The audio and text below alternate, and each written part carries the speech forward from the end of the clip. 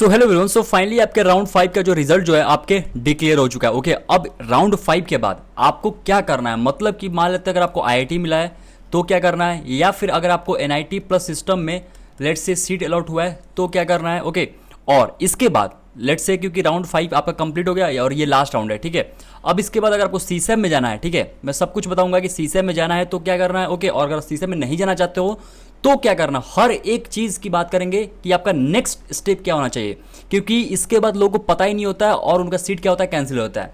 तो ये गलती आपको नहीं करना है। ओके, और पता है आपको कि हर राउंड में आपके लास्ट ईयर कंपैरिजन में कट ऑफ काफी ज्यादा ड्रॉप हो रहे हैं, तो डेफिनेटली सीसैप में भी कहीं ना कहीं आप मान के चलो कि कट ऑफ जो है अच्छे खासे जो है आप कह लो कि ड्रॉप देखने को मिल सकता है। ओके, अगर आप अच्छे से चॉइस फिलिंग करते हो तो डेफिनेटली आपको बेटर से बेटर कॉलेज मिल सकता है। ओके, तो स्टार्ट करते हैं वन बाय वन, सारा कुछ डिटेल में बात करेंगे, वीडियो क्लास तक जरूर देखिए। और सबसे इंपॉर्टेंट अनाउंसमेंट है आपके सीसैप काउंसलिंग के लिए। ओके, बहुत सारे लोगों का रिक्वेस्ट था जो ऑलरेडी अपने पास जोसा काउंसलिंग ज्वाइन किए थे कि भैया हम अभी वेट कर रहे हैं राउंड 5 का, राउंड 5 के बाद ज्वाइन कर लेंगे। ओके, तो उन लोगों के लिए जो मैंने प्राइस इंक्रीज किया केवल और केवल 2 दिन के लिए, and this is only for 50 student. इसके बाद इसका प्राइस कभी भी कम नहीं होगा।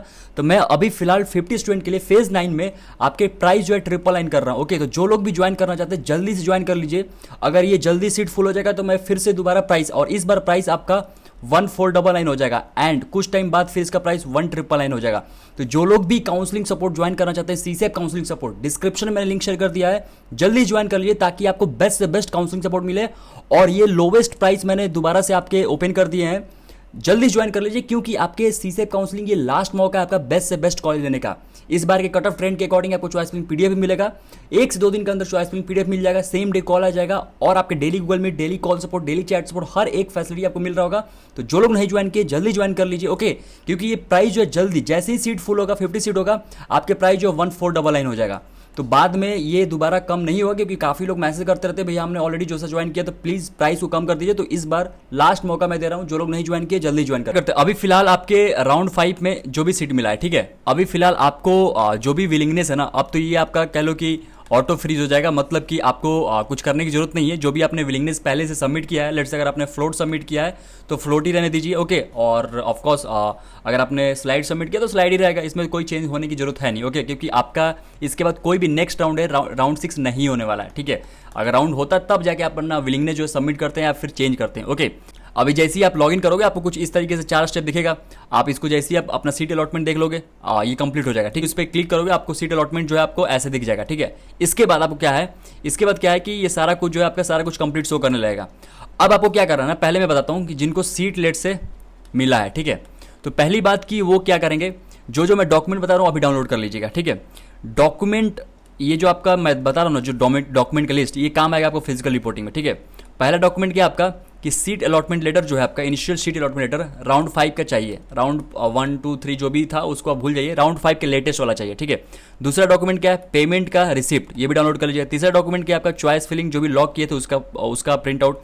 चौथा क्या है, इनिशियल डॉक्यूमेंट का, चौथा डॉक्यूमेंट क्या है, डॉक्यूमेंट कम सीट एक्सेप्टेंस लेटर, इसको प्रोविजनल एडमिशन लेटर भी बोलते हैं। ये कौन सा डॉक्यूमेंट है भाई, ये आपका वही डॉक्यूमेंट है जो पहली बार सीट मिला था और आपने पेमेंट किया था तो आपको प्रोविजनल एडमिशन लेटर मिला था। तो ये 4 डॉक्यूमेंट डाउनलोड कर लीजिएगा, अदरवाइज फिजिकल रिपोर्टिंग में सीट अगर ये नहीं रहेगा तो डेफिनेटली सीट कैंसिल हो जाएगा, ये बात ध्यान रखिएगा, ठीक है। जिनको सीट मिल चुका है ऑफकोर्स ये 4 डॉक्यूमेंट डाउनलोड करना। अब बात करते हैं कि लेट्स से मान लेते हैं आपको आईआईटी में सीट मिला है, ठीक है। वैसे आईआईटी वालों को अलग से वीडियो आएगा, ठीक है।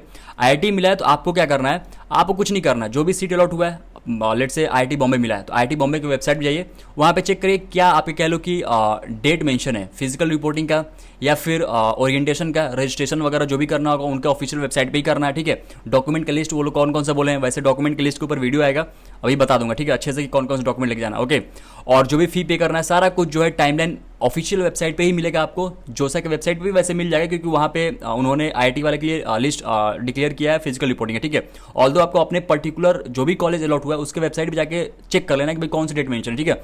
उसके हिसाब से आपको आगे का प्रोसेस करना है। अब आपको कोई भी पेमेंट नहीं करना, जो भी पेमेंट करना होगा आईआईटी के पर्टिकुलर वेबसाइट पे ही करना है, जो भी एक्स्ट्रा अमाउंट होगा। ओके, अब इसके बाद लेट्स से आपको आईआईटी मिल गया। अब जिससे बात करते हैं एनआईटी प्लस सिस्टम के लिए, ठीक है, एनआईटी प्लस सिस्टम, ठीक है, एनआईटी प्लस सिस्टम लेट से मान लेते कोई एनआईटी मिला होगा। अब इसके बाद लेट से मान लेते हैं कि अगर आपको सीट मिला है, ठीक है, आपने ऑनलाइन रिपोर्टिंग पहली बार अगर मिला तो ऑनलाइन रिपोर्टिंग करना ऑफकोर्स, क्योंकि फी पेमेंट वगैरह करना, डॉक्यूमेंट सबमिट वगैरह करना, ठीक है। लेकिन ऑलरेडी पहले से मिल गया तो इसके बाद आपको क्या करना है मैं बताता हूँ।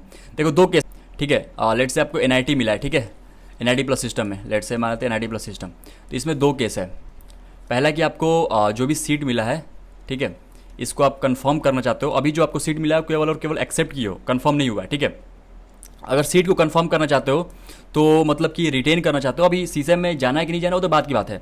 सीट कंफर्म करके एडमिशन लेना चाहते हो तो PAF पे करना है, ये मैंडेटरी है। नहीं पे करोगे तो जो भी आपको जोसा में सीट मिला है ये कैंसिल हो जाएगा, ये बात ध्यान रखिएगा। PF कब पे करना है, 22 से 24 जुलाई के बीच में आपको पे करना है, ठीक है। अब ये पे कर लेंगे तो आपको सीट कंफर्म हो गया। दूसरा केस क्या है कि आपको लेट से मान लेते हैं सीट मिला था, आपको ये सीट नहीं चाहिए, ठीक है, आपको सीट चाहिए ही नहीं, तो आपने ACF जो भी पे किया था, ठीक है, ये तो आपका रिफंड हो जाएगा, आप विथड्रॉ कर लीजिएगा, ठीक है। आप क्या कर लीजिएगा, विथड्रॉ कर लीजिएगा। अगर आपको सीट नहीं चाहिए तो आपको PAF पे नहीं करना है। PF पे कर दोगे तो ये सीट कंफर्म हो जाएगा। आपको नहीं चाहिए ना तो आपको इस PF पे नहीं करना और विथड्रॉ कर लेना है, ठीक है।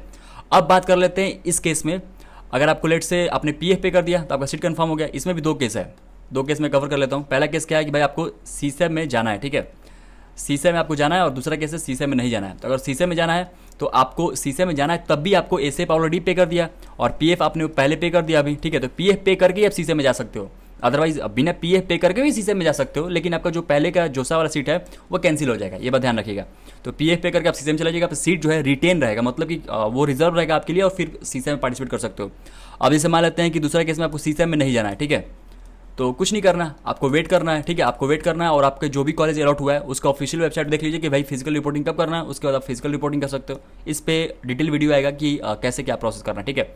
अब इसमें लेट से इस वाले केस की बात कर लेते हैं कि भाई इन्होंने सीट जो अपना कैंसिल कर दिया, लेट से विथड्रॉ कर लिया, इन्होंने विथड्रॉ कर लिया, ठीक है। अब विथड्रॉ कर लिया है तो अब इसके बाद क्या करना है, अब विथड्रॉ कर लिया लेकिन इनको सीसे में जाना है, तो सीसे में जाना है तो जो भी आपने ACF पे किया है, मतलब जो भी आपने पहले फ़ी पे किया था वो ऑफकोर्स सीसे में मतलब जो भी उसका फ़ी होगा उसमें मैनेज हो जाएगा, और जो भी एक्स्ट्रा अमाउंट होगा रजिस्ट्रेशन के टाइम आपको पे करना होगा, ठीक है, ये बात ध्यान रखिएगा। तो इस तरीके से आप अपना प्रोसेस को फॉलो कर सकते हो। आई होप आपको सब कुछ समझ में आ गया होगा, और अच्छे से काउंसलिंग करना चाहते हो तो CCF काउंसलिंग सपोर्ट जरूर ज्वाइन करिए, डिस्क्रिप्शन में लिंक शेयर कर